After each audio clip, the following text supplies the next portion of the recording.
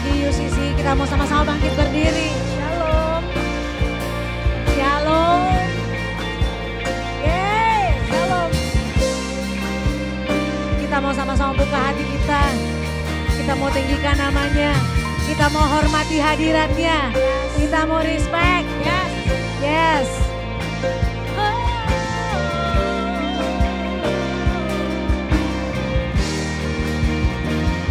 Saat indah ku berhadapan denganmu. Love you Jesus. Memandang wajahmu, Yesus kekasih jiwaku.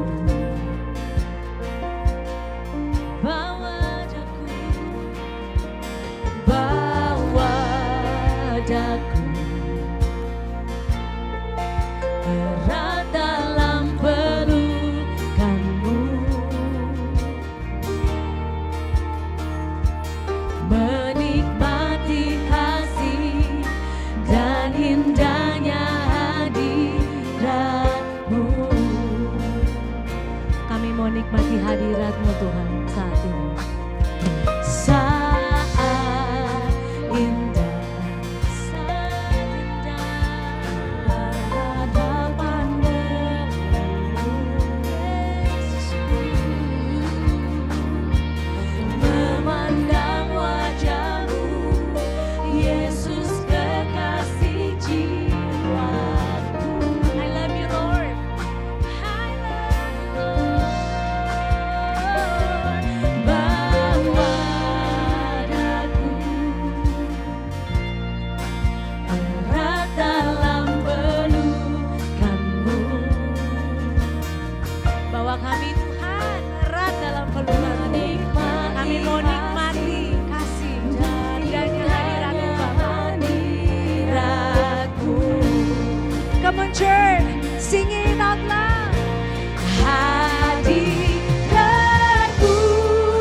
Tuhan,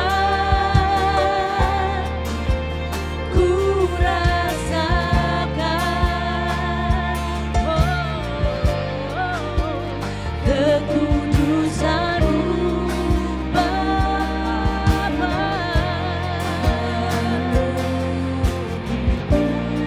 Meruhiku, ku rindu selalu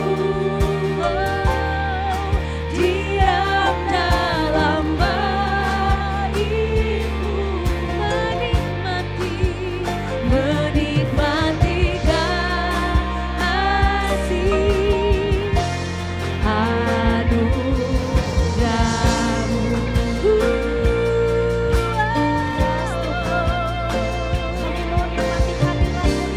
Yes, Lord.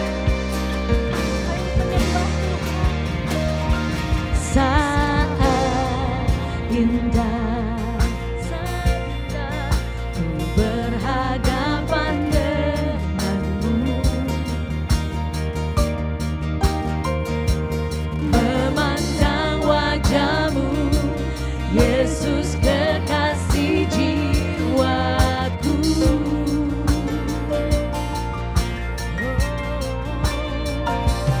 Bawa daku erat dalam pelukanmu, menikmati kasih-Mu Tuhan, menikmati kasih dan indahnya hadirat-Mu. Hadirat-Mu, hadirat-Mu Tuhan, ku rasakan kekudusan-Mu Bapa. Penuhiku, ku rindu selalu diam dalam bait-Mu,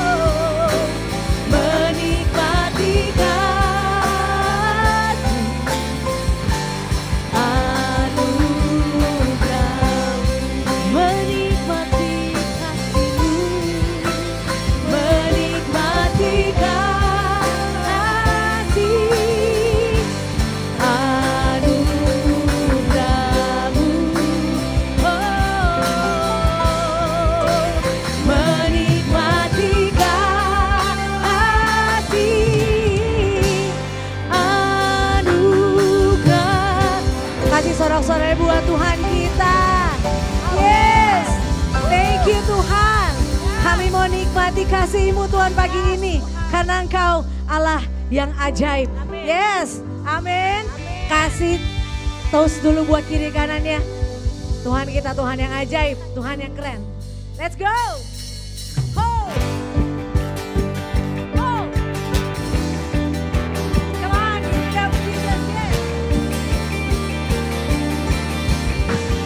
Family, clap your hand, yeah!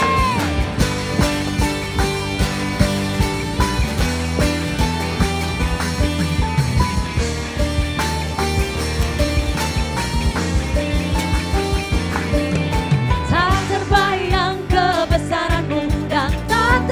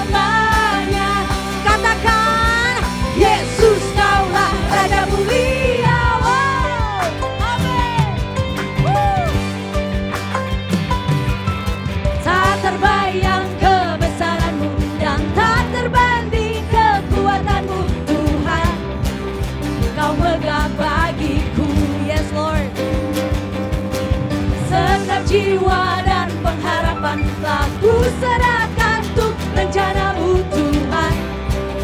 Kau raja atasku, hanya Kau yang layak ditinggikan. Hanya Kau Tuhan yang layak ditinggikan. Come on, shout it out. Ajaib Kau Tuhan, agung dan perkasa. Kau sumber kemenanganku, layak berkuasa, meminta selamanya. Yesus Kaulah, katakan dengan bangga, ajaib Kau Tuhan, agung dan perkasa.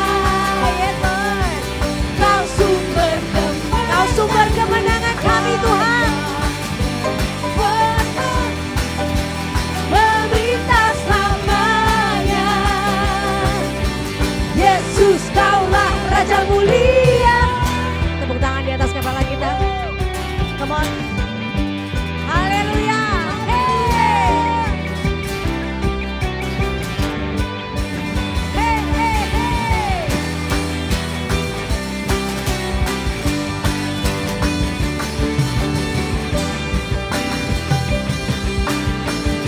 Sama-sama kita katakan dengan bangga, Kau ada. Ajaib Kau Tuhan, yes, agung dan perkasa.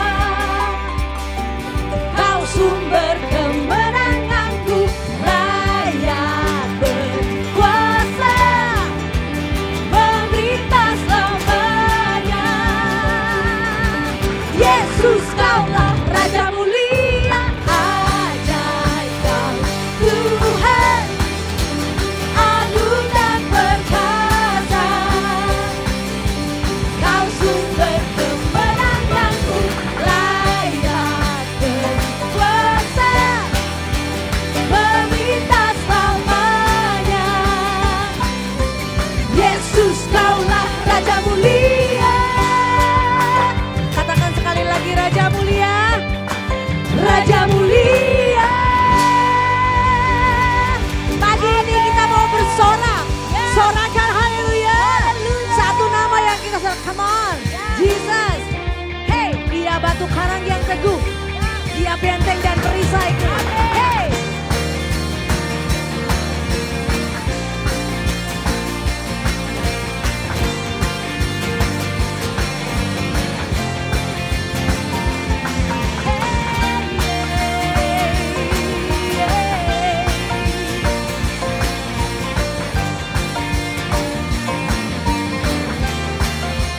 Come on, church. Kau batu karang yang teguh. Kota benteng dan perisaiku. Yes, Lord. Yang menang kalahkan mau. Thank you, Lord. Penyelamat yang bangkit dan hidup. Sing it, church. Haleluya, haleluya, kekal mulia. Haleluya, haleluya, dahsyat berkuasa. Bersorak, nyatakan, Yesus Kaulah Tuhan, Kau Raja pemenang. Bersorak, masyurkan, Yesus Kaulah Tuhan, Juru Selamat dunia.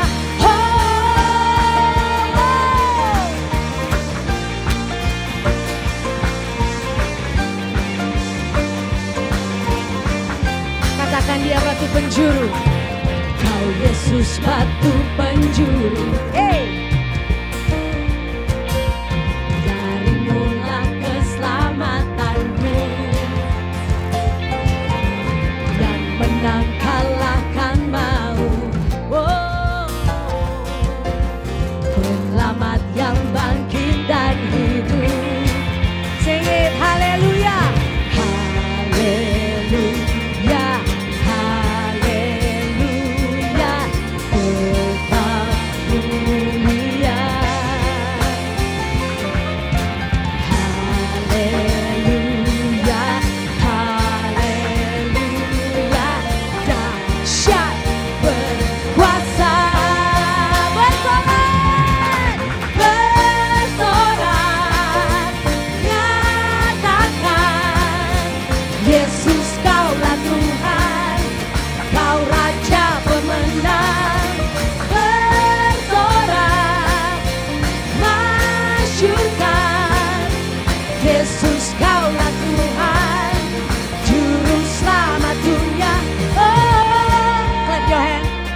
Jesus, Jesus, Jesus. Yes. Oh. Come on. Sekali lagi sorak-sorai buat Tuhan.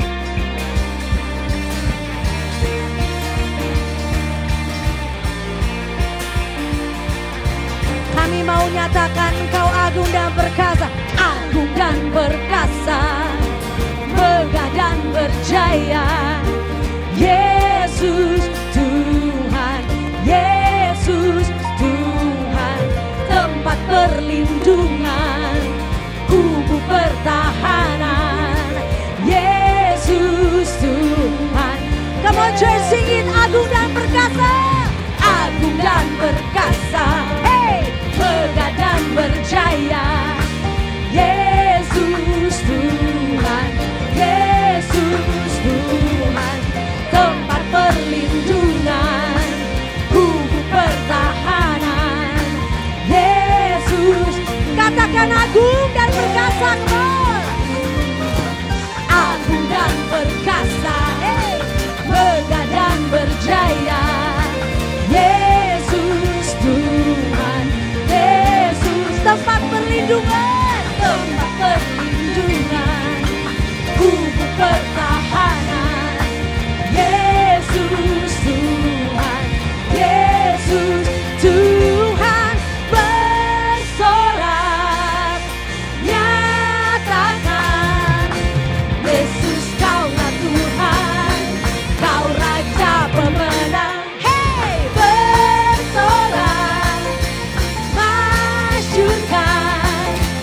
Yesus kaulah Tuhan, Juru Selamat dunia. Agung, agung dan perkasa, megah dan berjaya.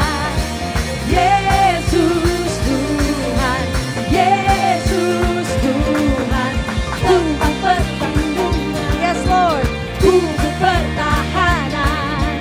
Yesus Tuhan, Yesus Tuhan.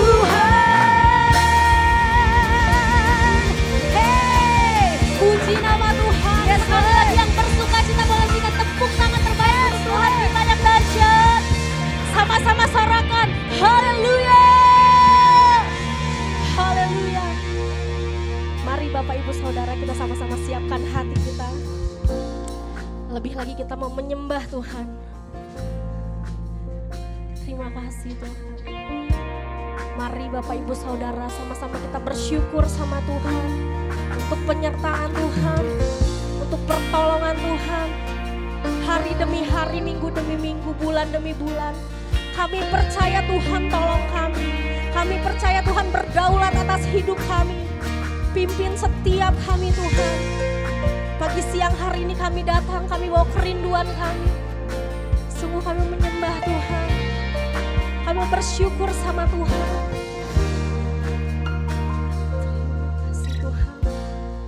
Bersyukur sama Tuhan, bermazmur untuk Tuhan.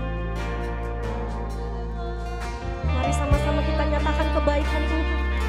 Terima kasih Tuhan, tiada seperti-Mu, tiada seperti-Mu Tuhan. Kau Allah yang dahsyat, perbuatan-Mu ajaib dan heran. Kami sembah Engkau Tuhan. Kami sembah Engkau Tuhan,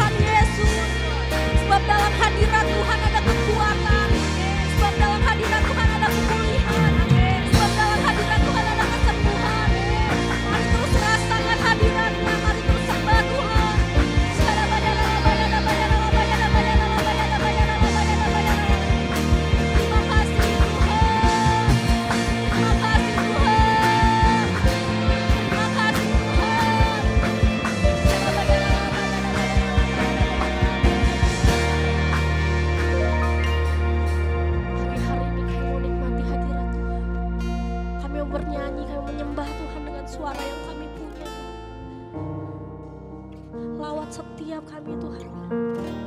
Karena kami percaya waktu kami menyembah Tuhan, surga terbuka lewat setiap kami Tuhan. Terima kasih Bapa. Kau Bapa yang begitu baik Tuhan. Kau ada selalu beserta dengan kami.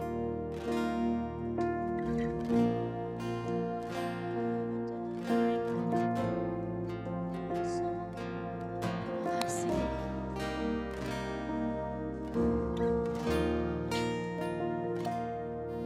Engkau ada bersamaku di setiap musim hidupku. Tak pernah kau biarkan ku sendiri. Benar Tuhan. Kekuatan di jiwaku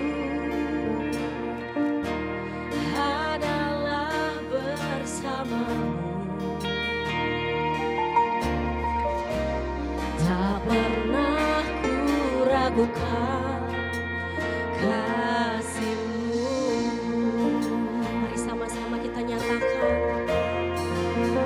Bersamamu Bapa,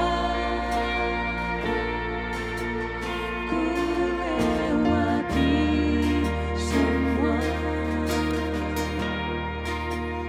Berkenan-Mu ya, teguhkan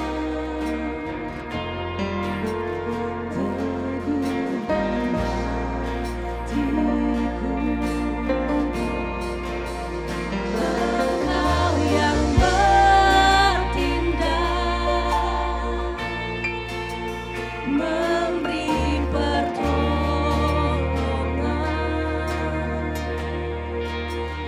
Anugerah-Mu besar melimpah bagiku. Yang percaya boleh berikan tepuk tangan terbaik untuk Allah kita yang dahsyat.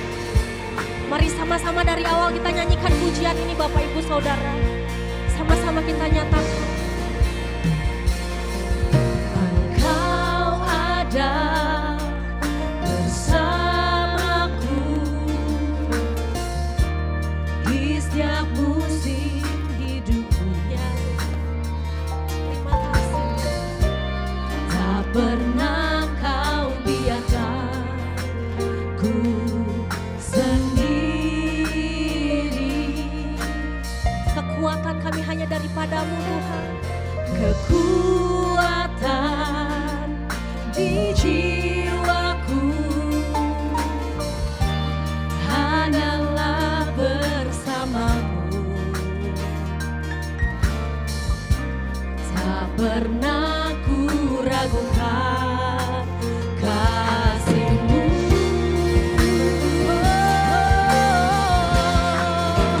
Bersama-Mu Bapa, bersama-Mu Tuhan,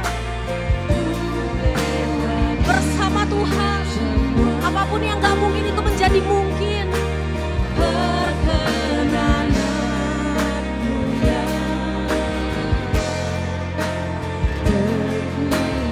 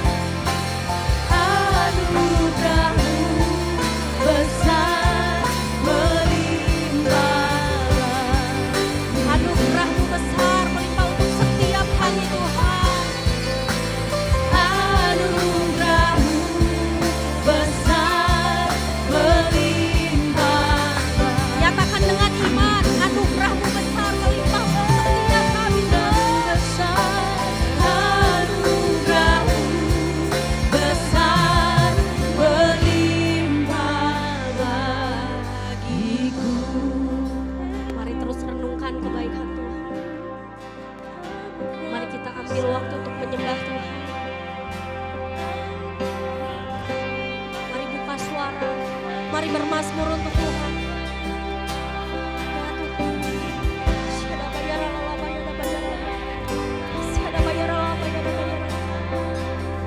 Anugerah-Mu pesona setiap kami Tuhan. Anugerah-Mu mencukupkan setiap kami Tuhan. Kau layakkan setiap kami untuk masuk ke dalam rumah-Mu yang kudus. Terima kasih Tuhan. Suatu kehormatan untuk kami untuk berada di rumah Tuhan. Terima kasih untuk kesempatan yang Tuhan berikan. Mari terus sembah Tuhan. Mari penuhi tempat ini dengan puji-pujian. Mari bersorak, bernyanyi untuk Tuhan. Bebaskan roh-Mu saat ini Bapak Ibu Saudara.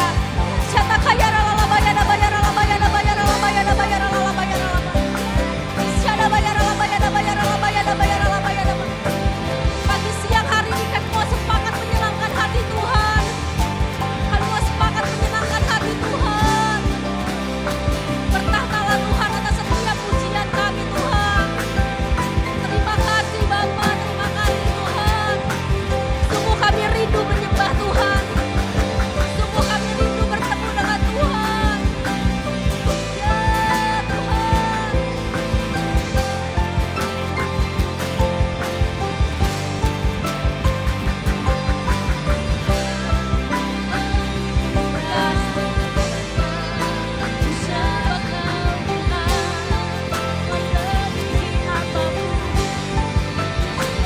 Apapun masalah yang kami hadapi sekarang Tuhan, kami memilih untuk terus menyembah Tuhan. Kami memilih untuk terus menyembah Tuhan. Yes Tuhan, sebab hanya dalam Tuhan ada pengharapan. Sebab hanya dalam Tuhan ada kekuatan. Sebab hanya dalam Tuhan kami dimampukan. Wow, Engkau dahsyat Tuhan. Engkau dahsyat, Engkau hebat.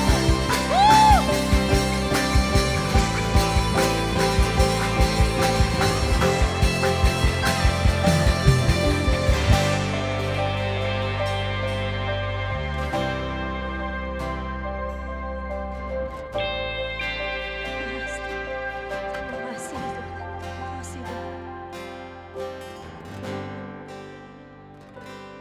Ku sembah Engkau, Allah yang perkasa.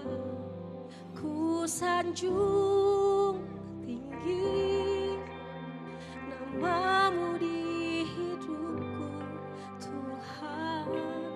Tiada yang lain, hanya Kau satu di hatiku. Mari terus nyanyikan.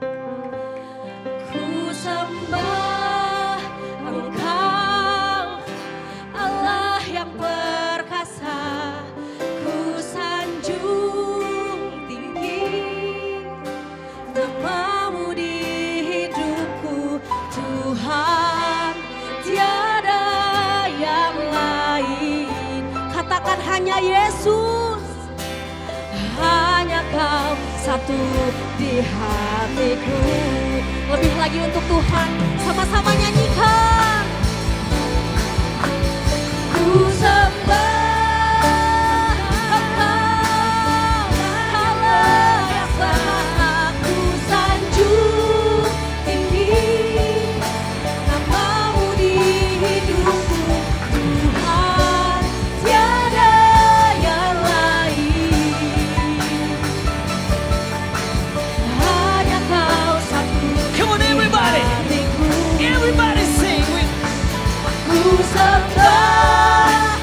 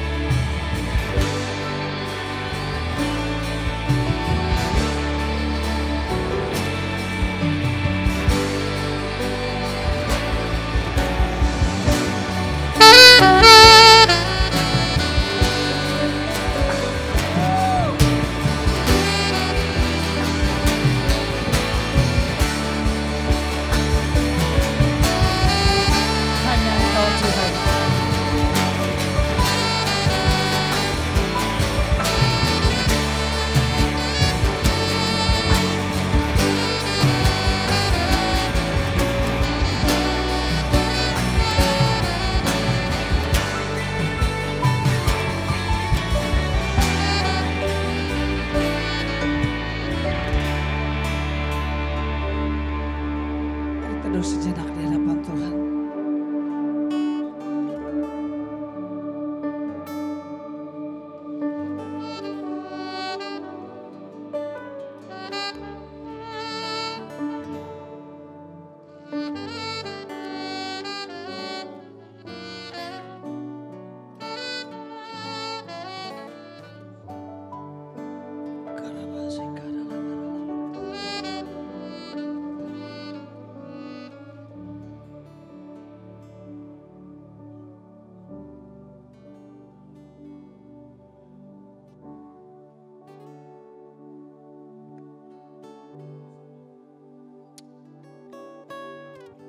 Come on, church.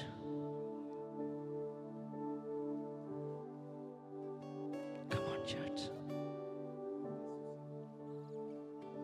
Say something to God that you never said before.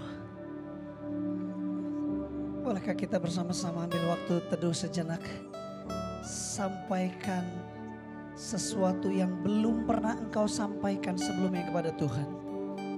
Pujian, pengagungan, kata cintamu kepada Tuhan, kata sayangmu kepada Tuhan yang belum pernah engkau ucapkan. He is waiting for you. Dia menunggu saudara untuk mengucapkannya. Bukan karena ritual, bukan karena kebiasaan, tapi new words, new sentences that you want to say to God. He is here. He is waiting for you. He is here. He is here. Who is here? Everybody, everybody, everybody say to God. Everybody.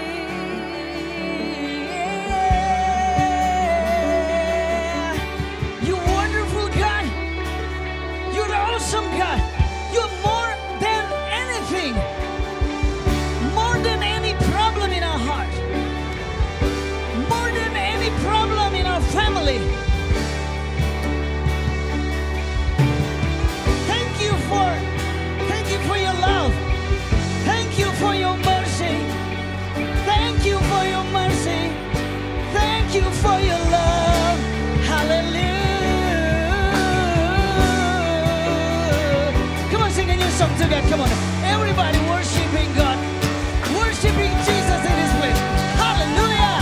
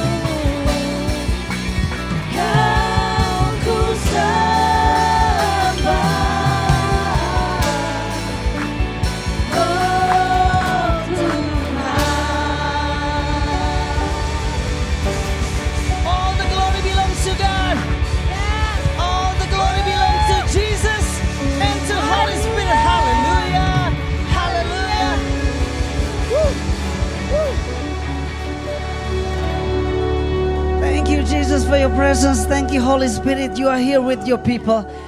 Kami bersyukur Engkau selalu ada di setiap musim hidup kami. Kami gak peduli musimnya apa, as long as you are here with us.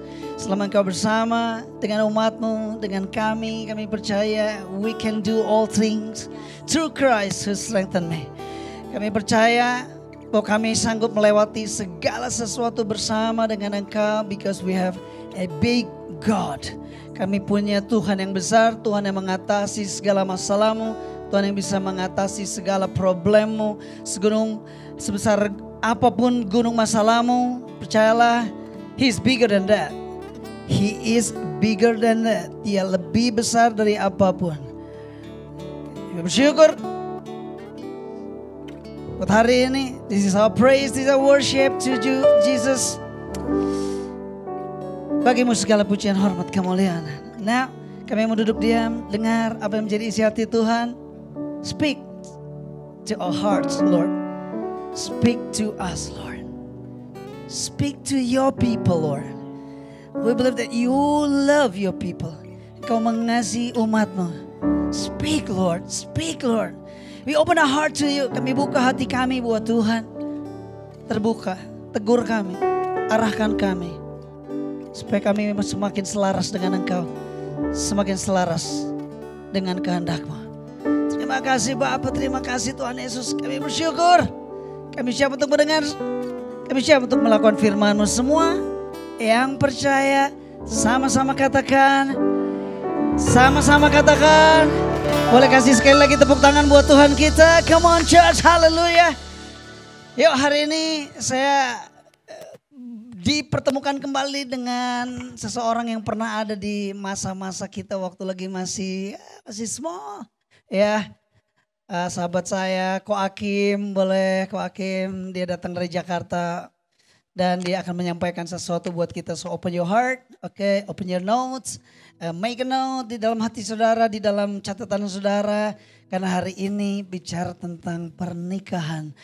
Tapi aku kan masih single, tapi kan one day nikah juga kan, jadi harus dipersiapkan kira-kira pernikahan yang seperti apa. Kira-kira yang mau disampaikan oleh Tuhan lewat hambanya Ko Akim. Oke, percayalah setengah stand up comedy, setengah juga hamba Tuhan. Jadi siap-siap aja ya, oke. Ko Akim, thank you so much. Thank you, It's your time. Ya. Shalom semuanya. Ya saya bersyukur bisa melayani tempat ini diundang sama Koci. Jadi dimulai dari jadi fan-nya Koci. Jadi pertama kali, beneran. Jadi pertama kali ketemu Koci itu saya yang ketemu dia gak ketemu saya. Jadi dia jadi WL di acara DPA, GBI di Tasikmalaya. Koci dan tim jadi WL, Kocinya WL, tim. Gitu. Terus Koci baru launching album, saya langsung beli. Saya beli kasetnya, beli CD-nya gitu ya. Pokoknya saya ingatnya, gitu ya. Gitu ya. Terus Yesus terlebih, pokoknya saya ulang-ulang itu kaset bertahun-tahun. Nanti udah udah keselip di mana lagi, ketemu lagi, ulang-ulang terus sampai udah nggak musim lagi. Ya, sampai akhirnya hari ini saya jadi sahabatnya Koci. Ya, dari mulai fansnya jadi sahabatnya Koci. Thank you Koci. Ya, yang baik sekali. Nah, hari ini saya mau sharing tentang pernikahan yang unggul. Ya, pernikahan yang unggul. Saya mulai dengan satu cerita. Ya, pernikahan itu harus jadi contoh lah buat semua orang. Jadi satu kali ada pengantin baru, habis resepsi, terus mereka pulang ke rumahnya, terus pagi-pagi sekali, istri masih tidur, suaminya udah bangun subuh-subuh. Terus begitu istrinya mendusin bangun, suaminya nggak ada. Dia cari-cari suaminya, nggak lama suaminya langsung keluar. Hai, morning, gitu. Morning honey, morning. Udah mau nampan. Isinya sarapan. Ada susu, ada teh, ada kopi, ada telur, ada roti, gitu. Ada buah.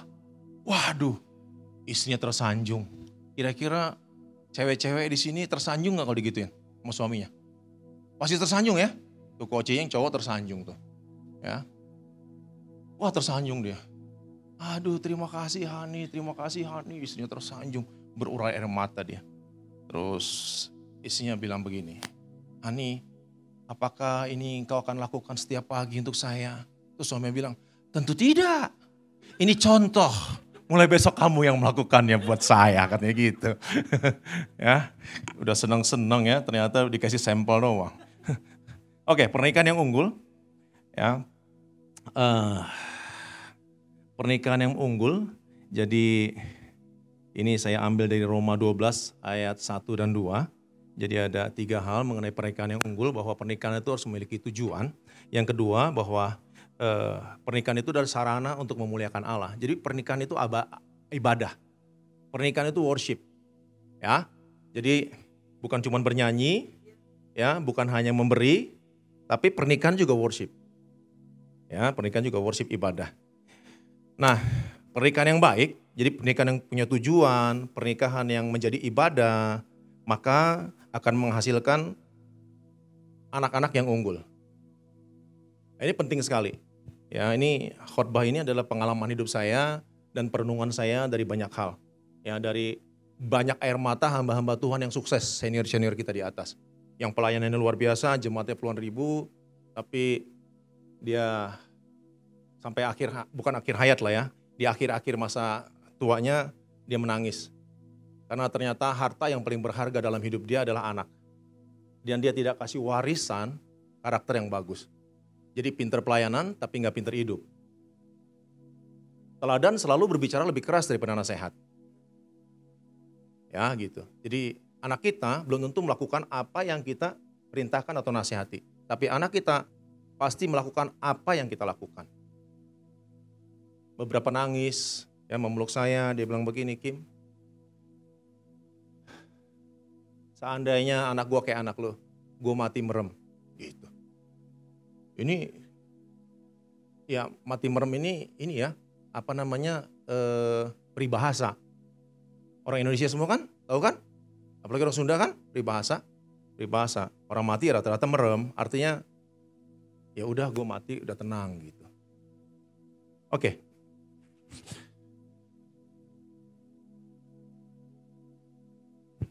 Ya, pernikahan harus memiliki tujuan.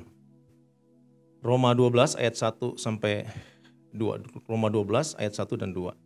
Karena itu saudara-saudara demi kemurahan Allah, aku menasihatkan kamu supaya kamu mempersembahkan tubuhmu sebagai persembahan yang hidup, yang kudus dan berkenan kepada Allah. Itu adalah ibadahmu yang sejati.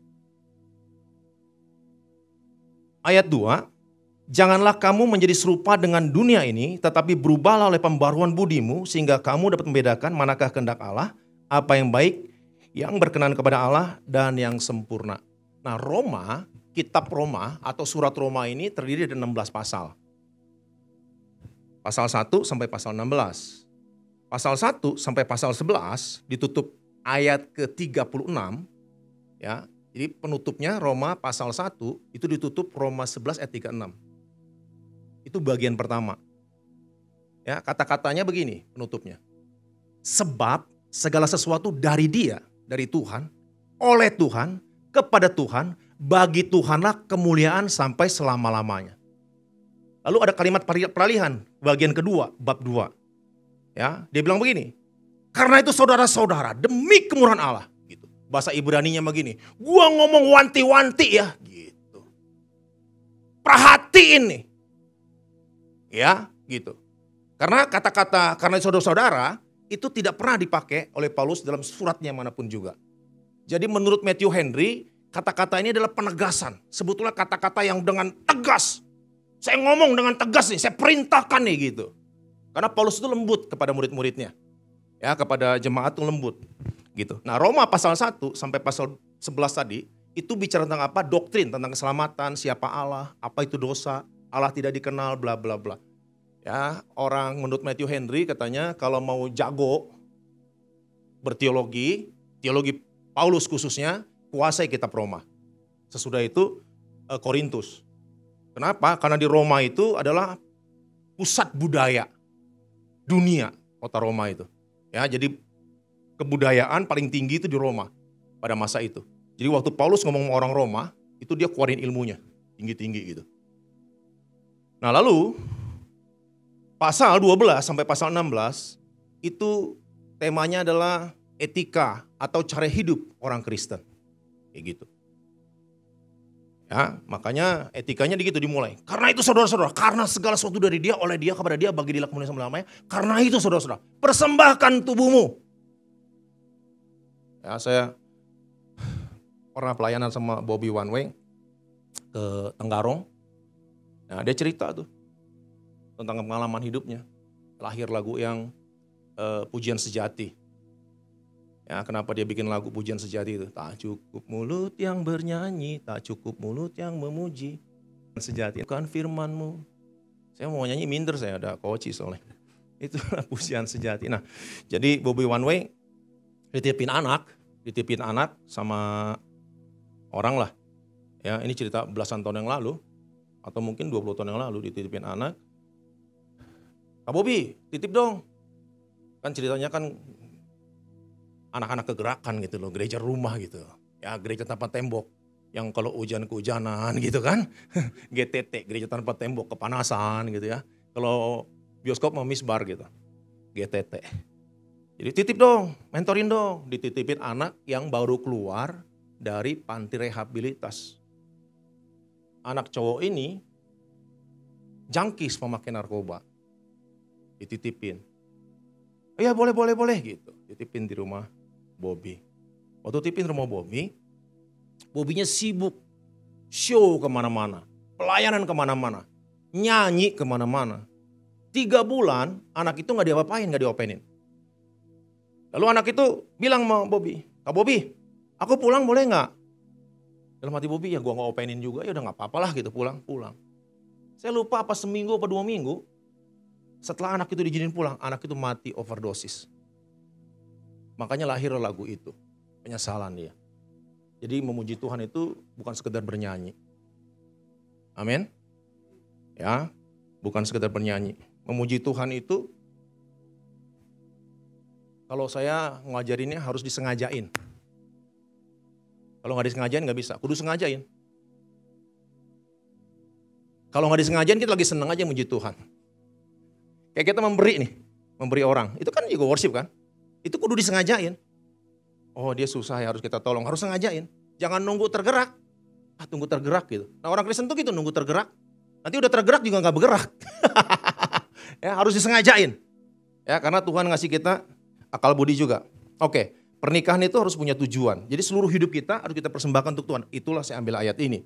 Ya ayat pernikahan tentunya banyak, tapi saya ambil ini karena menyeluruh. Pernikahan harus punya tujuan.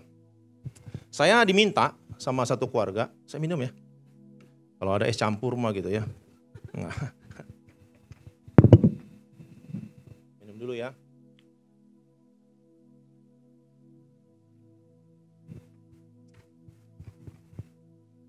Ada satu keluarga, telepon saya. Si bapak lah namanya ya. Pak Gembala, Pak Pendeta, mentorin saya dong. Saya bilang, ya. Mentorin apa? Tentang keluarga. Jadi dia habis ikut camp suami istri, lalu di tempat itu didaulat dia jadi ketua komsel untuk couple gitu, untuk pasangan. Dia merasa tidak punya bekal apa-apa.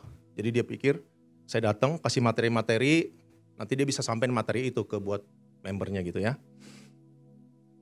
Dia bilang, siap, saya datang. Pemuritan pertama saya datang. Saya tanya, Bapak menikah tujuannya apa? Teman baik saya ini, saya yang menangin. Sekeluarga besar saya yang menangin. Umurnya di bawah saya 2 tahun. Saya sekarang 58, berarti dia umurnya 56 tahun ini. Bapak, sebut nama si bapak aja. Bapak menikah tujuan untuk apa? Pengen punya keturunan. Kenapa dia pengen punya keturunan? Karena dia tadinya orang miskin. Mamanya janda, papanya meninggal dari dia kecil. Jadi dia 6 bersaudara, dia anak nomor 4. Laki-laki ada 2, nomor 1 dan dia nomor 4. Ya, semuanya ikut om dan tantenya. Hanya dedeknya yang paling kecil ikut mamanya. Karena mamanya seorang janda, kerjaannya tukang cuci baju, kuli cuci. Orang Chinese. Jadi dia bertekad untuk mensejahterakan, mengangkat keluarganya. Makanya dia bekerja sampai dia sukses, satu-satu dibikinin toko, dibikinin usaha.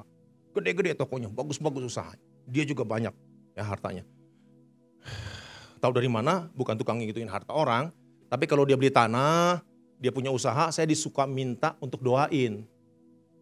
Kan ngitung juga ya suruh doain. Berapa meter ini Pak? 2.000. Wih. Di sini tanah semeter berapa? 7 juta. 7 juta kali 2.000.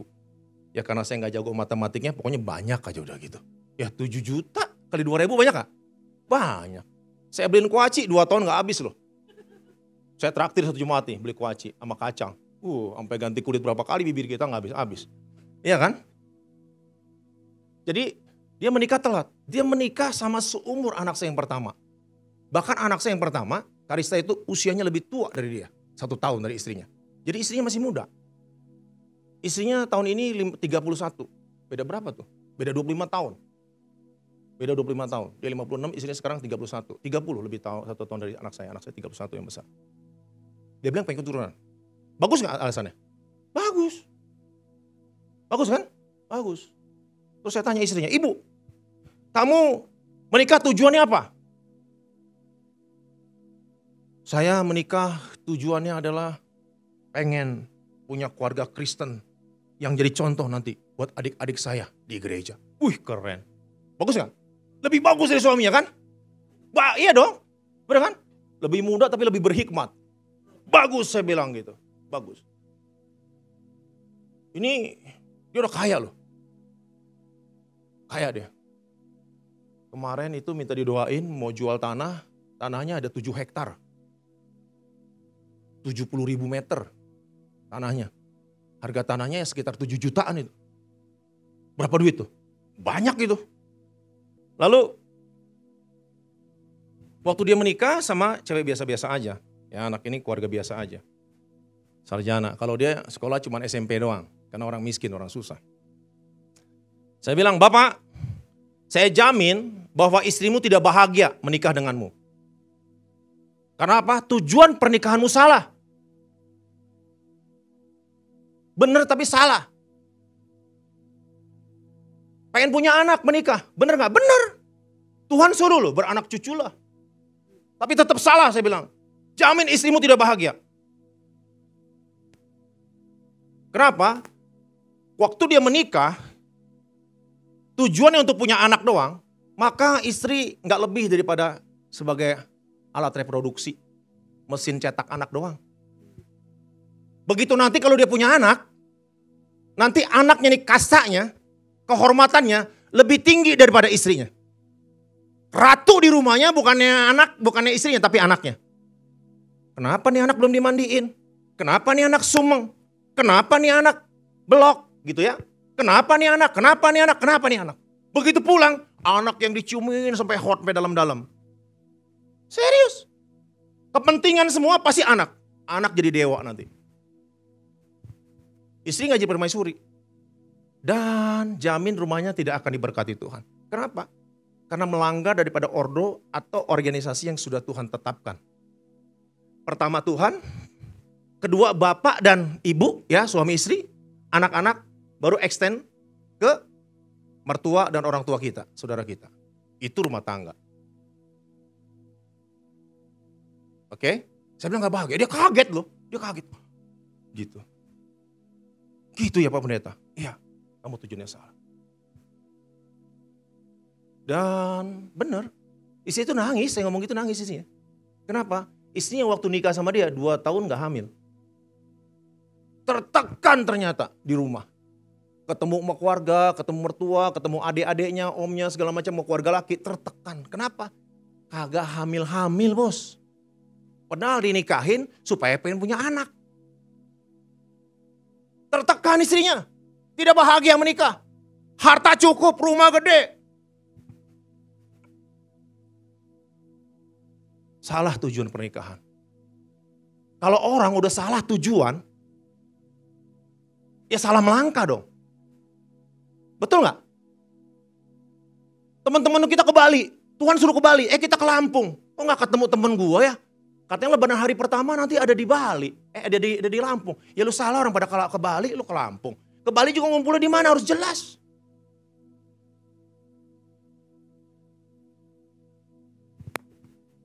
Terus saya bilang ke istrinya, ibu, orang yang terluka cenderung akan melukai diri sendiri dan melukai orang-orang yang dicintainya. Dan cenderung juga akan menyalahkan. Kalau nggak nyalain orang, nyalain diri sendiri. Waktu dia ngomong, saya pengen punya keluarga Kristen yang bahagia. Itu luapan emosi. Bahwa dia lahir, dibesarkan di keluarga yang gak harmonis. Udah pasti. Nah orang yang terluka kalau gak beres cenderung melukai, sensitif. Kalau saya bercandaannya kayak kue ulang tahun. Tahu gak kue ulang tahun? Tahu kan kue ulang tahun? Kalau misalnya gini, ternyata saya ulang tahun nih. Terus Coach bilang, wih ulang tahun nih Ko Hakim, kita bikin kejutan. Beli kue. Beli kuenya agak jauh, di Lembang sana. Umpama lah karena paling ngetop kan. Di Lembang beli. Biar cepet naik motor gitu. Beli kue ulang tahun. Lu kebut ya gitu. Salah satu lah pengerja disuruh ngebut ke sono. Ngebut bawa kue ulang tahun. Gubrak. Di sini ngasih kejutan. Taruh kejutan, bener-bener terkejut. Kenapa? Kuenya hancur. Itu kalau orang terluka itu hatinya kayak gitu, sensitif. Susah. Dicolek dikit rusak. Ya, mendingan mah hati. Kayak kue tutun, orang Cina Lampung bilang kue tutun. Saya lahir di Jakarta, gede di Lampung. Kue tutun tuh gak? Dodol Cina. Yang warna coklat. Kue Cina. Tahu? Kue keranjang. Kayak gitu aja hati mah. Ya. Dibanting-banting juga gak kenapa-napa. Diinjak-injak ada plastiknya. Udah keras digoreng enak lagi. Ya. Jemaat itu banyak loh begitu loh. Diomongin susah. Nah, keterbukaan ya awal pemulihan lah ya. Jadi saya bilang salah. Tujuan pernikahan juga gak boleh beda. Katanya masuk bahtera rumah tangga. Bahtera kan perahu, kapal ya kan. Nah kalau satu mau ke barat, satu mau ke timur gimana? Ribut kan? Gak bisa, harus satu visi dulu, satu tujuan, betul? Nah tujuan pernikahan adalah memuliakan Allah. Yuk sama-sama yuk. 2, 3, memuliakan Allah. Kenapa saya ngomong keluarga? Ini penting. Keluarga ini adalah langkah awal dalam pelayanan kita. Dalam bisnis kita. Dalam hidup kita. Percuma jago nyembah, jago nyanyi, jago khotbah kalau rumah tangganya hancur. Nanti udah tua nyesel tuh. Kayak gitu tuh ngolok. Aduh Kim. Saya anak gua kayak anak lo gitu. Karena anak saya kalau ditanya selalu bilang begini. Saya bangga jadi anaknya Papa Hakim. Walaupun gak terkenal itu menghina saya menganggap diri saya terkenal sebetulnya. Ya, walaupun gak terkenal, tidak kaya, kalau tidak kaya gak apa-apa. Tapi gak terkenal ini saya agak terganggu hati saya. Ya, tapi Papa Hakim ya penuh cinta gitu. Nah, senior saya ini belum umur 30 aja jemaatnya udah puluhan ribu. Pendeta dari pendeta, saya kalau dipanggil dia langsung ngacir. Wah takut setengah mati. Tapi dia bilang begitu. Ya, dia punya anak-anak yang tidak hormat sama dia. Kenapa bisa tidak hormat? Karena punya kartu as pasti. Iya dong? Iya kan? Ya siapa kita kan yang tahu keluarga kita, betul gak? Banyak pendeta begitu. Saudara-saudara, kita harus mengasihi, ada amin. Anaknya di belakang, nggak ada gitu, nggak ada gitu. Kenapa? Anaknya kepahitan. Karena papanya cuma jago khotbah doang. Nah, jadi pernikahan harus punya tujuan, tujuannya harus sama, yaitu apa? Memuliakan Allah. Amin. Kalau tujuannya memuliakan Allah, kita akan memandang, memperlakukan pasangan kita sebagai teman pewaris dari kasih karunia Tuhan. Amin. Betul gak? Ini gitar biasa buat gue nyembah nih, jangan sembarangan pegang ya, jangan nyanyiin lagu dangdut ya, misalnya gitu. Kan ada tuh pemusik yang begitu. Ada dulu pendeta, dia tidurnya di bawah, gitarnya tidur di atas. Serius. Yang khotbah dia, kesaksiannya banyak. Pendeta senior GBI ada gitu. Yang gak mau lukan, dia dulu gitu. Dia sakralin gitar itu. Iya beneran dia tidur di bawah, gitarnya di atas, di ranjang. Emang dia gitaris hebat, master gitar.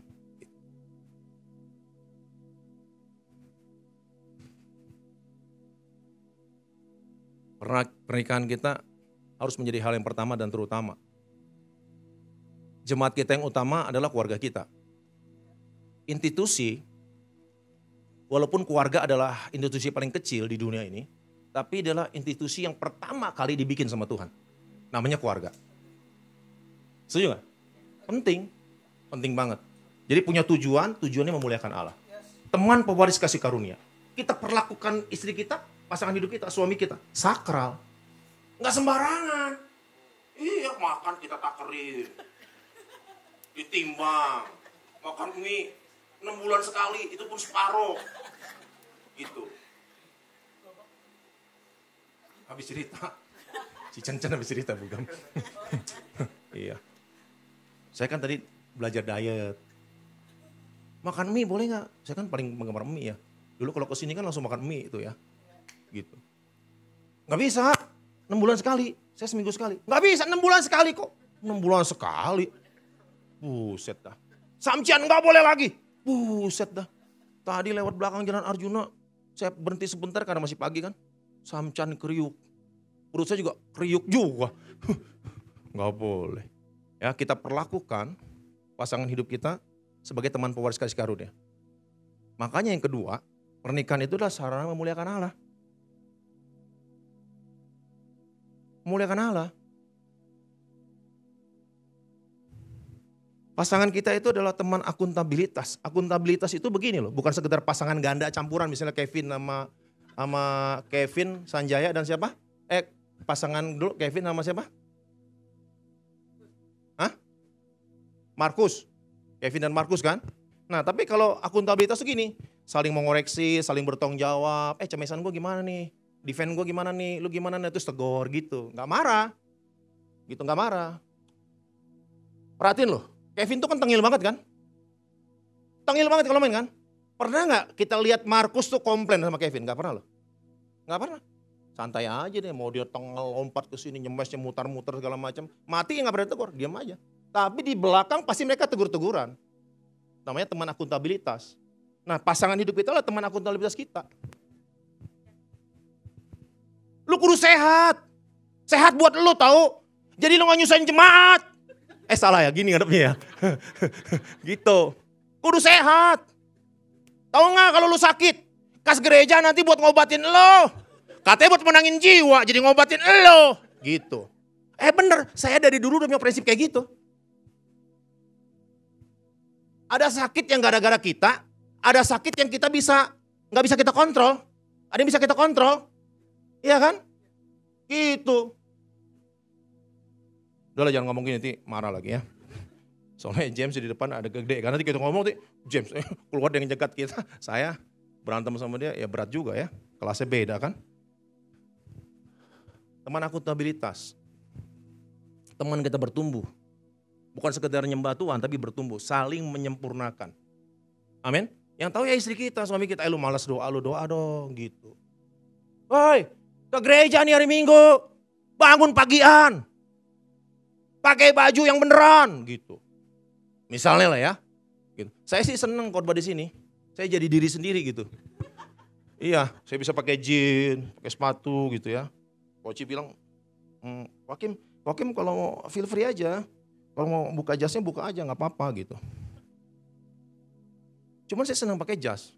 Kenapa? Karena saya orang miskin. Jarang-jarang pakai jas. Kecuali di Minggu. Jadi kalau pakai jas itu saya merasa ketampanan saya bertambah gitu. Iya, bertambah berapa persen gitu ya. Jadi saya pakai jas gitu. Nah, dulu saya pelayani satu gereja. Jemaat saya ngomong, kok boleh gak kita pakai celana pendek, pakai kaos aja gitu. Emang kenapa? Tiap hari kok saya pakai jas, rapi-rapi. Minggu sekali-sekali lah habis ibadah main sama anak-anak. Oh ya boleh gak apa-apa, boleh. Nonton Yesus juga gondrong. Enggak, masalahnya kan gini ya. Kekristenan ini diimport, mampir dulu ke Eropa sama ke Amerika, baru ke Indonesia. Betul gak? Ya dari Timur Tengah kan? Dari Timur Tengah diimport ke Amerika, ke Eropa kan? Baru mampir ke Indonesia kan? Betul kan? Iya. Nah karena kita dulu dijajah sama Eropa, Eropa itu kayak kaum superior. Jadi saya merasa kalau pakai jas udah kayak kaum superior. Makanya saya udah pakai jas aja lah Koci gitu ya. Gitu. Sebetulnya alasan kedua sih kan orang Jakarta, saya agak kedinginan juga. Oke. Jadi pernikahan itu adalah sarana untuk memuliakan Allah. Hai istri, tunduklah kepada suamimu seperti kepada Tuhan. Lihat nih. Karena suami adalah kepala istri, sama seperti Kristus adalah kepala jemaat. Gitu. Bugem dengar tuh, Ko Oci itu kepala. Ya, jadi jangan macam-macam. Koci, Bugem tadi bilang, kasih tau Koci, gue leher, kepala gak ada leher, kagak bisa bergerak loh.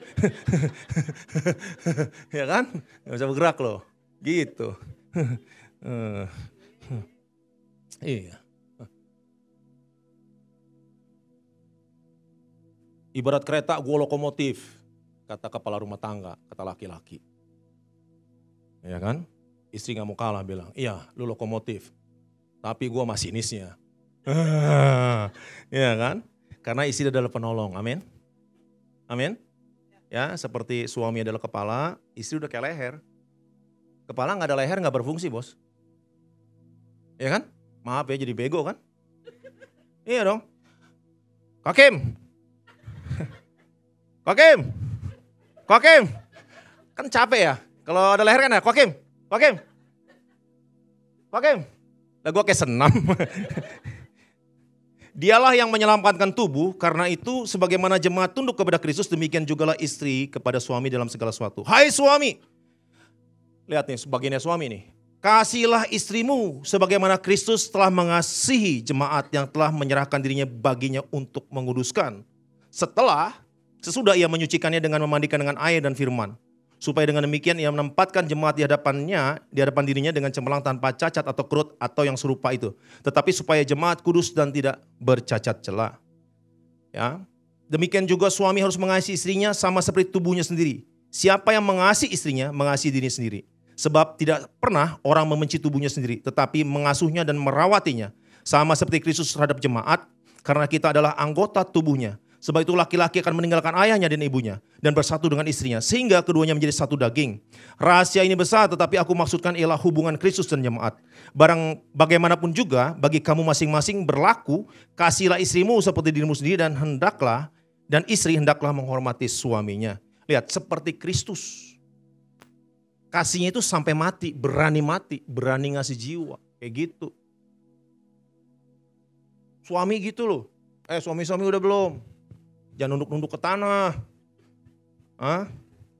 Tanya sama rumput yang bergoyang.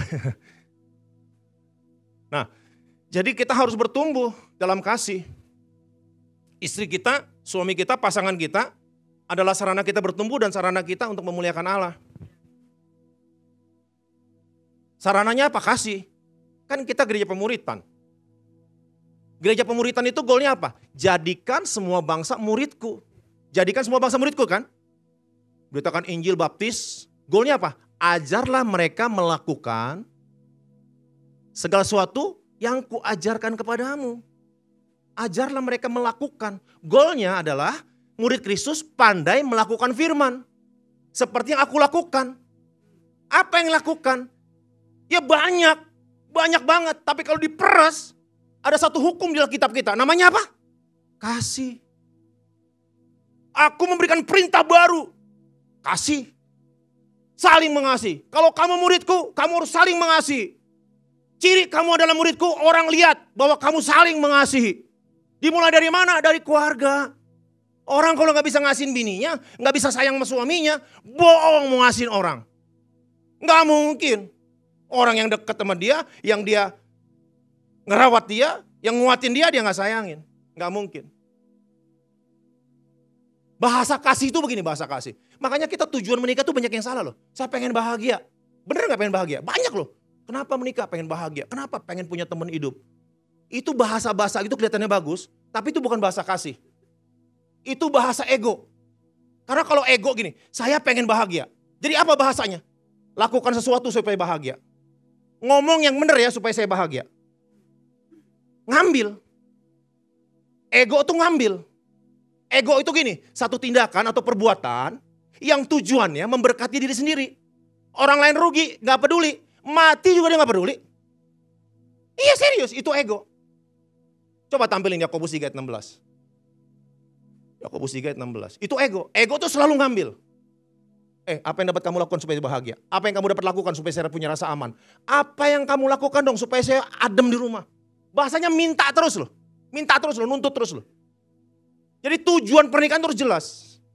Tujuan pernikahan memuliakan Allah dengan apa sarananya? Kasih. Kalau kasih itu, sebab di mana ada iri hati dan apa? Mementingkan diri sendiri. Di mana ada egoisme. Di situ ada apa? Kekacauan, segala macam perbuatan jahat. Makanya kalau orang ya pernikahannya bukan punya tujuan untuk memuliakan Allah, ya bukan sarana untuk ibadah, maka rumah tangganya nggak bahagia. Ini si bapak ini kaget loh. Gitu ya Gam. Gitu ya Pak Pendeta. Gitu ya. Iya saya bilang. Banyak saya udah melihat orang ditanya kalau mulai berantem, saya datang tanya, kamu waktu nikah dulu tujuan nikahnya apa?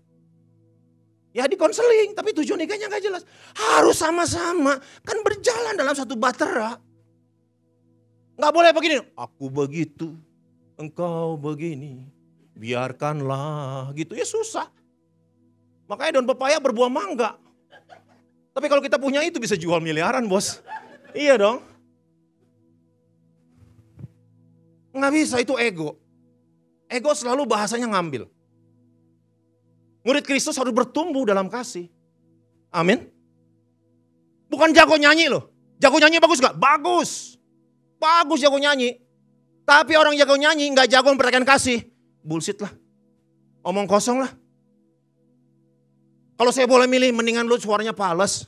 Tapi lu orangnya baik. Daripada suara lu bagus, lu jahat. Ibu-ibu. Perempuan-perempuan yang belum nikah. Pilih mana? Punya laki, suaranya fals, tapi orangnya baik, bucin banget sama lu. Yang satu keren, suaranya bagus, ngeband kemana-mana, jadi WL kemana-mana. Tapi ego setengah mati. Pilih mana? Pilih yang keren aja. Ada yang begitu emang, orang sakit. Iya, ada yang begitu, orang sakit. Tapi orang normal kagak. Ya mendingan suara lu fals, lu sederhana, ya tapi lu penuh cinta gitu. Amin. Beberapa diem aja. Kayaknya tersinggung. Kayaknya juga gak ngerti. Bisa jadi. Jadi saya dulu ngajar sekolah minggu nih. Saya ngajar sekolah minggu. Saya guru ngajar sekolah minggu. Kalau saya berhenti ngajar tuh cerita. Murid saya gak mau loh. Gak mau om. Ada yang manggil om, ada yang manggil koko. Yang manggil om ya anaknya teman saya. Anaknya teman anak saya. Manggilnya om pasti ke saya kan. Tapi kalau yang lain manggil saya koko. Namanya guru sekolah minggu manggil koko. Gak mau kok gitu. Saya satu cerita. Adik-adik surga itu luar biasa loh. Surga itu mulia. Gak ada lagi nangis, sedih kagak. Lu kepleset jatuh juga kagak benjol, kagak lecet. Surga. Lu lagi jalan nih adem, enak. Tahu gak adik-adik? Pepaya emas. Anggur emas. Apel emas. Asik. Siapa yang ikut ke surga? Saya kok gitu. Saya sih ngajar ini dulu dibohongin sama guru sekolah minggu, ngebohongin lagi saya. Lah kalau anggur emas lu grogotin lagi gila ompong bos. Nikmatnya di mana bos? Ya kagak? Bener gak? Ya anggur lah. Bener gak James? Setuju gak James? Kalau anggur emas lu makannya gimana James? Lagian di surga lu perlu emas. Udah kagak perlu James. Iya kan, apel gitu. Apel emas. Krauk. Apelnya utuh. Gigi terompal. Iya kan? Kagak asik lah. Ya, tapi anak-anak, saya kok ikut. Siapa kok suruh? Saya kok. Ada satu anak diem aja loh. Mukanya sedih. Diem aja mukanya sedih. Udahlah. Saya kasih cerita yang lebih fenomenal lagi. Yang lebih itu lagi lah ya. Gitu, semangat. Di sono nanti ada kali, sungai, ada danau, ada telaga, emas, asik. Pokoknya lapangannya rumput emas, kita bisa main. Itu anak, saya tanya lagi, siapa yang ikut ke surga? Saya lirik dia, bukannya senang, tambah sedih. Tambah sedih mukanya. Yang lain, saya kok antusias. Saya tanya dong dia, nggak enak kan? Tanya deketin bisik-bisik. Nek, kenapa nggak mau ikut ke surga? Apa salah bicara, apa gimana ya, salah cerita? Kenapa ikut ke surga? Dia nangis loh. Waduh nangis. Cep. Jangan nangis, kenapa? Bukan nggak mau ikut ke surga kok. Mama tadi bilang pulang gereja jangan kemana-mana. Rupanya kagak nyambung. Iya, ada amin. Dia kagak nyambung dia. Iya, makanya tadi saya tanya. Ya, ada amin. Dia aja kayaknya kayak anak sekolah minggu saya tuh dulu gitu. Makanya saya berdoa yang bilang amin. Kalau saya bilang amin, Tuhan kasih kecerdasan. Yang gak ngangkat tangan, gak bilang amin, gak respon, ya Tuhan kasih kecerdasan lebih lah. Ya, urapan dari porsi gitu ya. Jadi itu bahasa kasih. Bahasa kasih beda. Kalau bahasa ego apa? Satu tindakan atau perbuatan tujuannya nyenangin diri sendiri. Memberkati diri sendiri. Pasti rumah tangganya kacau, Alkitab bilang. Saya mau kasih tahu nih, Alkitab itu quote terbaik sedunia. Kata-kata bijak terbaik sedunia Alkitab. Saya udah ketemu banyak orang, saya suka tanya, kamu sukses tuh kamu punya ayat andalan gak? Ada. Orang punya satu ayat andalan bisa sukses loh. Dia imanin, dia kuat. Dia sukses. Tapi orang yang melanggar firman Tuhan hancur. Kenapa? Karena segala sesuatu dari dia, oleh dia, kepada dia, bagi dia lah kemudian sampai lama. Tuhan yang ciptain. Tuhan yang bikin sistemnya. Kalau sistemnya dilawan, terjadi disharmonis dong. Kehancuran dong, benar gak? Gitu. Hidup kita ini dari Tuhan, ditopang oleh Tuhan. Ada sistem yang Tuhan atur. Siang, malam, cakrawala, apa, ya kan? Hujan. Ya kan kalau hujan gak jelas. Petani juga bingung. Iya kan? Petani bingung. Ada, ini Kak Edi yang cerita nih. Ada petani cengkeh nih. Dia mau jemur cengkeh, dia cerah nih. Jemur cengkeh dia. Hari ini harinya Tuhan. Dia udah gelar keluar dari gudang, dari lumbungnya. Oke. Gak lama mendung langsung gerimis. Dia gulung dong, masukin lagi. Baru masukin terang lagi. Kan bikin bingung kan? Dia gelar lagi, hari ini harinya masih sukacita dia. Gak lama mendung lagi, gerimis lagi. Dia gulung lagi, masukin ke gudang lagi. Gak lama terang lagi. Dia gelar lagi, mau dijemur. Kali ini kagak mendung pakai hujan, langsung geluduk, langsung hujan. Dia marah loh. Orang Ambon. Dia bilang, Tuhan Allah. Kalau Tuhan Allah tidak bisa atur cuaca, Tuhan yang jemur cengkeh, saya yang naik ke atas atur cuaca. Gitu. Gila nih orang nakal banget ya. Ya harus harmonis, amin. Amin, harus harmonis. Gak bisa, kita gak boleh protes-protes sama Tuhan. Urut sama Tuhan, kalau mau sukses gampang nurut sama Tuhan. Jurusnya namanya taat-taat bodoh. Loh iya, karena banyak firman Tuhan yang gak seimbang sama kita, gak cocok. Berilah maka kamu akan diberi. Di sini Chinatown di mana? Yang encek-encek pada dagang. Daerah mana? Kalau di Jakarta kan di Glodok kan? Cibadak. Nah, jangan pakai ayat ini mencek-encek. Kalau mau kaya kong, Pak, kalau mau kaya Pak, Pak, kalau mau kaya Pak, memberi makan diberi. Diusir lo sama tongkatnya dipentungin. Gue nabung susu kagak kaya dari muda. Suruh gue ngebagi-bagi harta. Banyak hukum kerajaan Allah yang berbanding terbalik dengan hukum dunia. Banyak. Kalau kita dijahatin, ampunin. Kan bego. Iya dong. Masa orang jahatin kita ampunin, kita biarin. Kan bego. Tampar pipi kiri, kasih kiki kanan. Ya ilah tambah bego. Tapi itu hukum kerajaan. Kalau kita lakukan, taat sama Tuhan. Makanya harus taat bodoh. Kalau ikut Tuhan taat pinter gak kena. Serius. Nih saya kasih tahu ya. Dulu saya ngerti Ian Abraham sebagai bapak orang beriman. Sekalipun tidak ada dasar untuk berharap, namun Abraham berharap juga kepada Tuhan. Sekalipun rahim Sarah sudah kering, sudah tertutup, dan Abraham sudah tua, pucuk layu, gitu. Sampai digitu-gituin banget ya, kesian banget Abraham ya. Untung Abraham udah mati waktu ayat ini keluar. Ini kan dari Roma, Paulus yang ngomong, dia ngutip aja. Ya maksudnya tua-tua tapi jangan gitu-gituin amat kan. Malu nggak seberapa, hinanya jadinya gitu ya. Gitu. Tetapi terhadap janji Allah, bukannya Abraham tidak percaya, Roma 4. Abraham menguatkan hatinya untuk percaya. Betul kan? Sehingga itulah Abraham jadi bapak banyak bangsa. Wih keren, saya pikir itu loh. Tapi ternyata saya ngerti. Kenapa Abraham disebut bapak banyak apa? Disebut bapak orang beriman. Ketika Abraham disuruh ngasih anaknya Ishak, suruh dipotong. Abraham keluh. Hah? Ini Ishak ini mujizat terbesar dalam hidupnya Abraham loh. Mujizat terbesar. VVIP doa loh, bukan VIP lagi. VVIP doanya Abraham adalah Ishak. Lama banget, dramanya panjang. Ya kan? Akhirnya punya Ishak.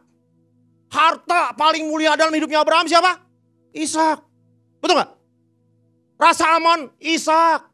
Kebanggaannya Ishak. Diminta sama Tuhan. Saya kalau gak ngerti Alkitab, saya pasti juga protes lah. Ya kita ngomong Betawi gitu ya, lu mah Tuhan kagak-kagak aja sih. Aneh banget sih lu. Gue minta kagak, lu yang janjiin. Kau yang berjanji, kau yang menodai. Ada lagu dangdutnya itu, bukan lagu rohani. Kau yang berjanji, kau yang mengingkari gitu. Lu mah ada aja sih. Gue gak minta loh, lu kasih. Sekarang udah kasih, gue lagi seneng-seneng, lagi bangga-bangga, disuruh potong sembelih. Konyol banget. Saya sendiri lagi yang sembelih, saya sendiri yang bakar. Itu worship, bos. Itu worship, bos. Worship itu harus disengajain. Bukan urusan tergerak atau tidak bergerak. Harus disengajain. Ke gereja itu harus sengajain. Gue gak tergerak hari ini ke gereja. Harus sengajain, emang lu robot? Waktu kita cinta mula-mula kepenuhan Roh Kudus. Jangan ngomong lah itu kita kayak robot bener-bener. Tapi makin dewasa itu pilihan. Free will kita. Kita punya uang pas-pasan, teman kita lebih susah dari kita. Ini pilihan, sengajain. Jadi penyembah itu harus sengajain. Memuliakannya sengajain. Nah, lawan daripada ego adalah kasih. Kasih itu Yohanes 3 ayat 16 sama. Yang satu Yakobus, yang ini Yohanes 3 ayat 16. Karena begitu besar kasih Allah akan dunia ini, sehingga dia mengaruniakan anak yang tunggal. Supaya setiap orang percaya kepada dia tidak binasa, melainkan peroleh hidup yang kekal. Di situ kata-katanya adalah agape, kata dasarnya. Kata kasih di situ. Agape itu satu tindakan atau perbuatan yang tujuannya memberkati orang lain. Diri sendiri rugi, bahkan mati, gak masalah. Yang penting orang lain jadi better. Amin. Gitu. Dan bahasanya gak gini. Apa yang dapat kamu lakukan supaya saya merasa dihormati? Enggak gitu. Bahasanya kebalik. Apa yang dapat saya lakukan supaya kamu merasa dihormati? Makannya jangan diatur-atur. Jangan ditimbang-timbang. Gitu. Enggak, ini bercanda tuh Coach ya. Yang baik mah kudu nurut atuh ya. Apalagi istrinya tadi cerita dia begini aja bisa 50 kali. Saya 10 kali gak kuat. Jangan dilawan perempuan begini Coach. Jangan, gepeng kita ya. Iya. Wong Palembang gak lo? Wah ngeri bos. Ya, Kertapati bos. Iya. Kalau Solo ada namanya balapan itu kan, stasiun balapan. Ini Kertapati bos. Selip mata hilang barang bos. Wong Palembang gak lo? Bahasa kasih adalah apa yang dapat saya lakukan supaya kamu bahagia. Apa yang saya dapat lakukan supaya kamu punya rasa aman. Berani berkorban. Kalau suami istri bahasanya kasih. Aduh. Amin. Maka Mazmur 133 terjadi dalam hidupmu. Ini zaman lagi susah loh. Kalau mengharapkan mujizat dari Tuhan, peliharaan Tuhan, tadi perkenananmu Tuhan. Perkenananmu Tuhan. Miliki prinsip, ambil keputusan, sengajain jadi orang yang berkenan. Yang kedua, selalu berkenan, dimanapun berkenan. Yang terakhir, sampai mati, saya mau jadi orang berkenan sama Tuhan. Gitu. Perkenanan Tuhan, ketika perkenanan Tuhan ada sama kita, maka Mazmur 33 terjadi sama kita. Sungguh alangkah baiknya. Sungguh alangkah indahnya.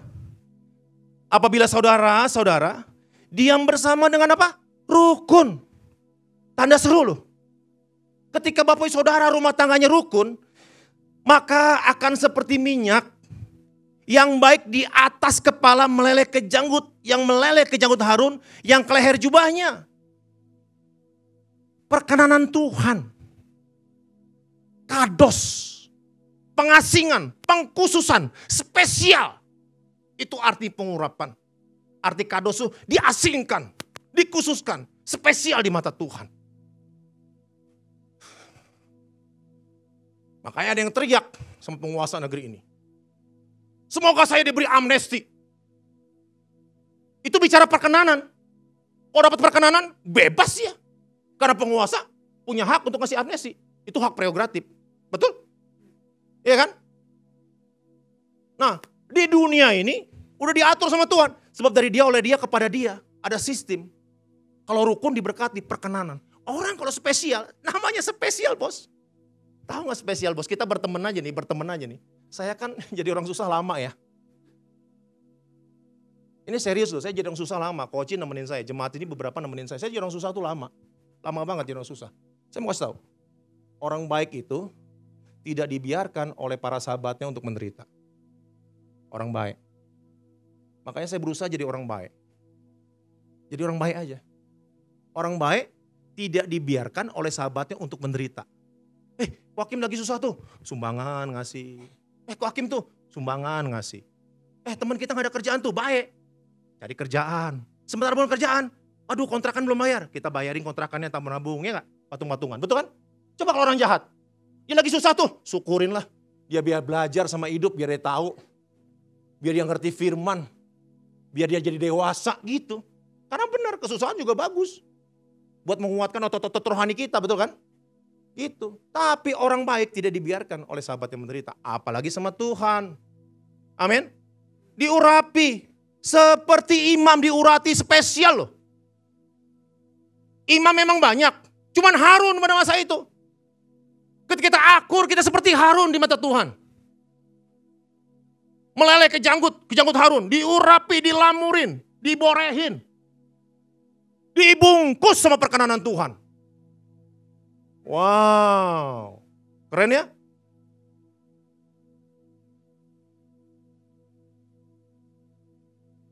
Lingkupiku. Saya kalau di depan coach langsung fales ya. Dengan dilingkupi sama Tuhan. Ketika badai bergelora, kita tetap dalam perlindungan Tuhan. Lalu selanjutnya, seperti embun gunung Hermon yang turun ke atas gunung-gunung Sion. Sebab kesanalah Tuhan memerintahkan berkat kehidupan untuk selama-lamanya. Sistem udah diatur dengan harmoni sama Tuhan. Ketika orang rukun, berkat diperintahkan. Berkat diperintahkan. Makanya Bapak Saudara, you boleh bisnis apapun juga, tapi rumah tangga itu langkah pertama harus benar. You boleh pelayanan kemana juga, mau jadi pengkhotbah, jadi WL, jadi musik. Rumah tangga kudu yang pertama.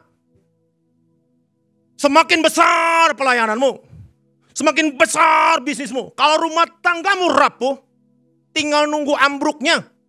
Karena rumah tangga seperti pondasi. Kalau rumahnya besar, pondasinya nggak kuat, ya tinggal nunggu rubuhnya aja. Semakin besar semakin berbahaya. Firman Tuhan bilang apa? Orang bijaksana bikin rumah di atas batu karang. Pondasinya kudu kuat. Rumah tangga kudu kuat. Orang Chinese juga tahu, dia belajar secara empiris. Rumah tangga kudu benar, rumah tangga kudu benar, gitu selalu. Lu jangan main perempuan, yang benar gitu. Rumah tangga nomor 1. Rumah tangga, pelayanan pun rumah tangga nomor 1.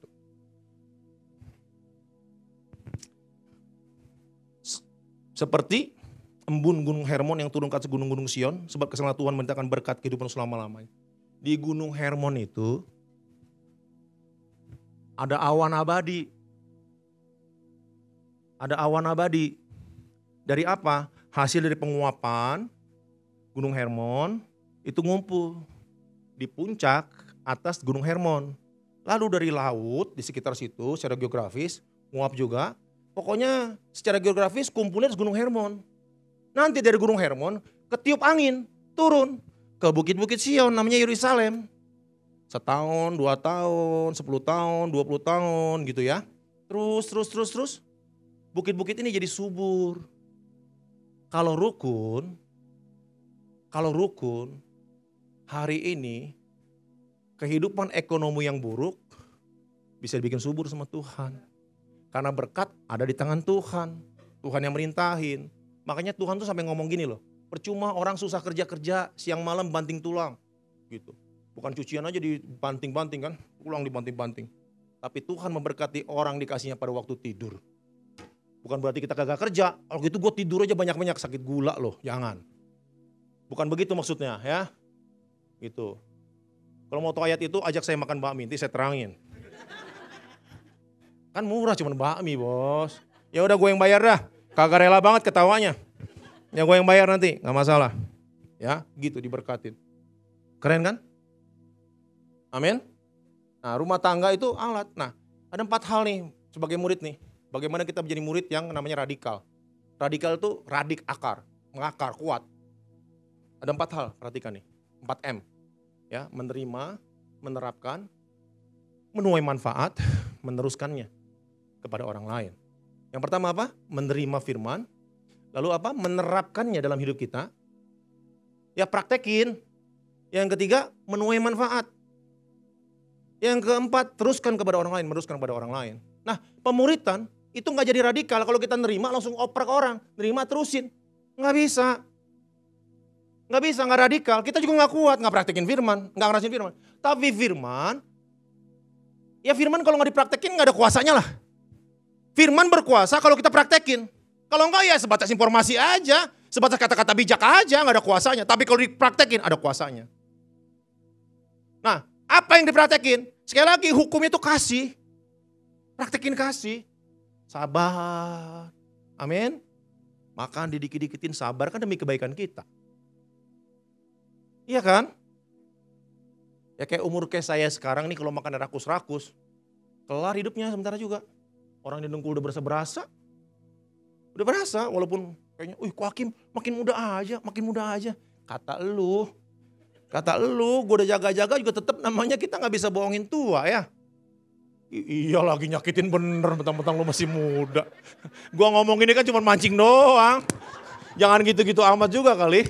Iya kayak girang banget, iya.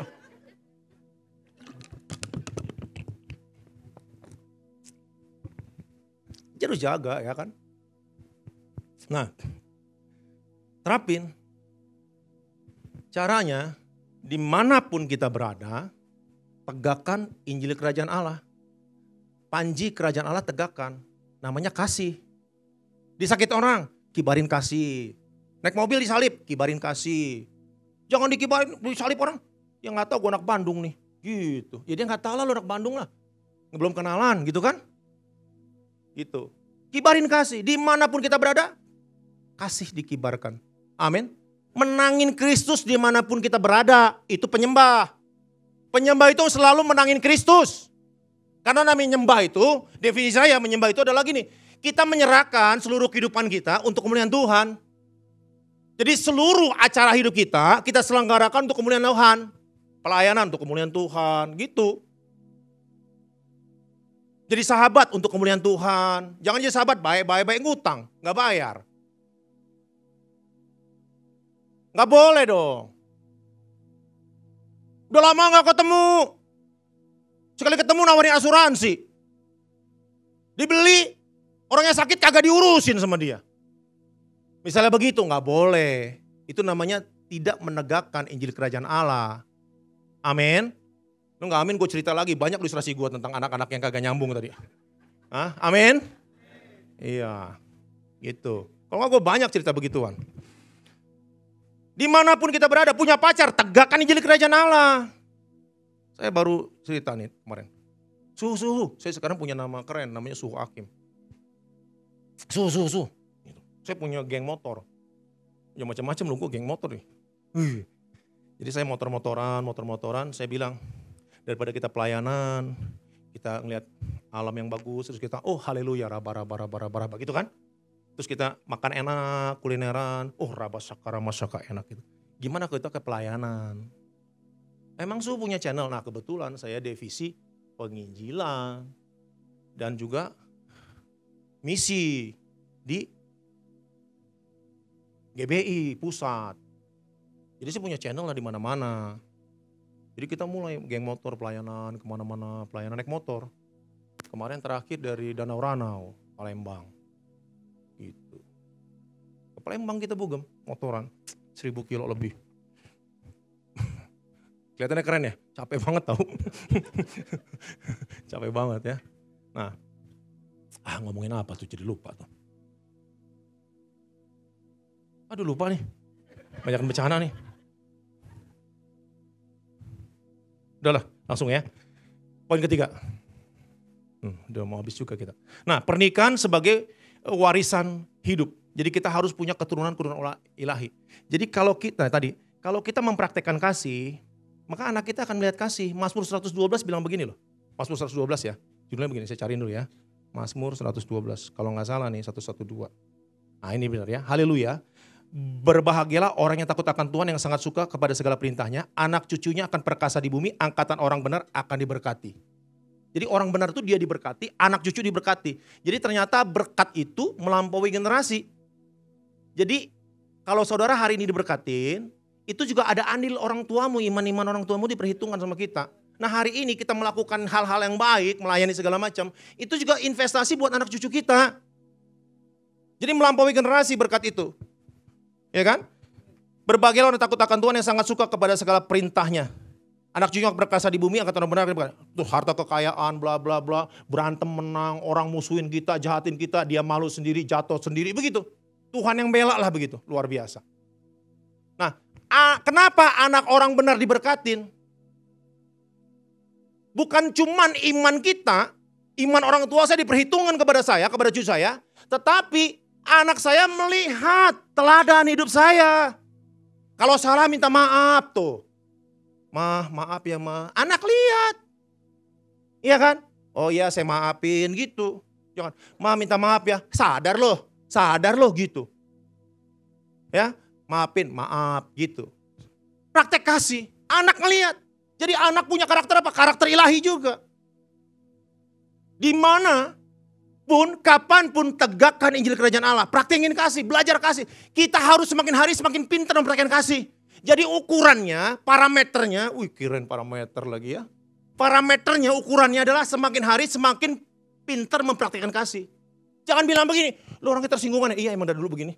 Gue mah gak berubah, Yesus gak berubah, gue juga gak berubah. Yesus gak berubah, dia sempurna, lu mah kagak dodol.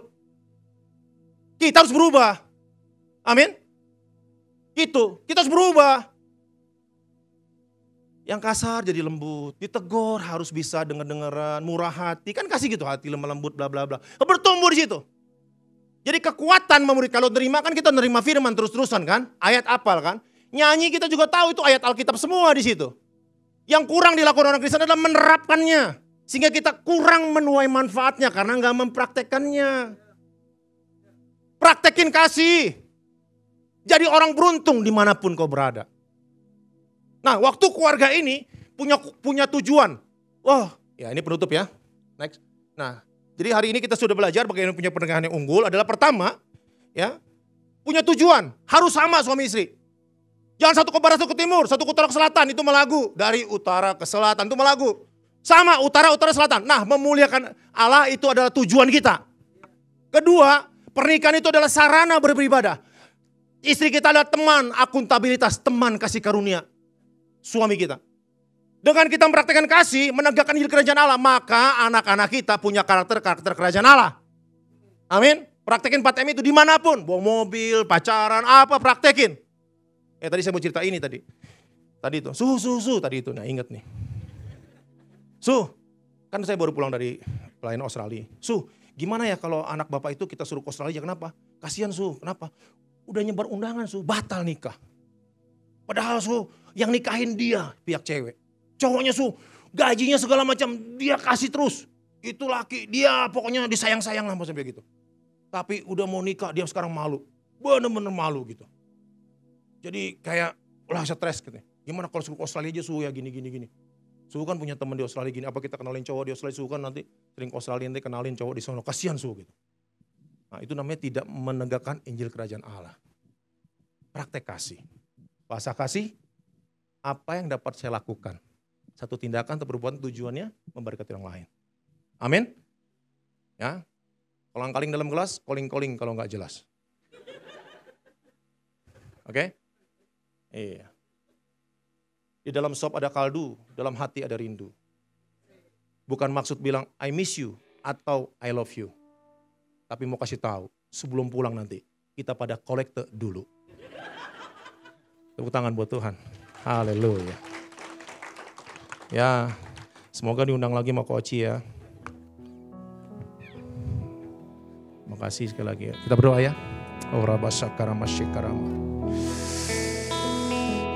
Firman Tuhan bilang begini, berbahagialah engkau yang mendengar dan melakukan firman Tuhan. Jadi orang yang berbahagia bukan orang yang cuma dengar terus gak lakuin. Tapi orang yang mendengar dan lakukan. Orang yang mendengar dan melakukan firman Tuhan disebut orang berbahagia. Dia akan seperti pohon yang ditanam di tepi aliran air. Berbuah pada musimnya, tidak layu daunnya. Apa saja yang diperbuatnya akan Tuhan buat berhasil. Kekasih Tuhan, kalau pernikahanmu belum kau tetapkan, banyak orang menikah gak tetapin tujuan. Hari ini engkau diskusi nanti, pulang gereja engkau diskusi. Ma, Pa, tujuan pernikahan kita adalah memuliakan Allah. Dan keluarga ini adalah ibadah, sarana untuk memuliakan Allah. Ini adalah mezbah yang sakral. Dirimu adalah teman favorit kasih karunia yang Tuhan tetapkan. Untuk menajamkan aku. Untuk menguatkan aku, mengoreksi aku, mendukung aku. Demikian juga aku. Praktekkan firman Tuhan. Supaya anak-anakmu tumbuh dalam kasih karunia. Sehat mentalnya.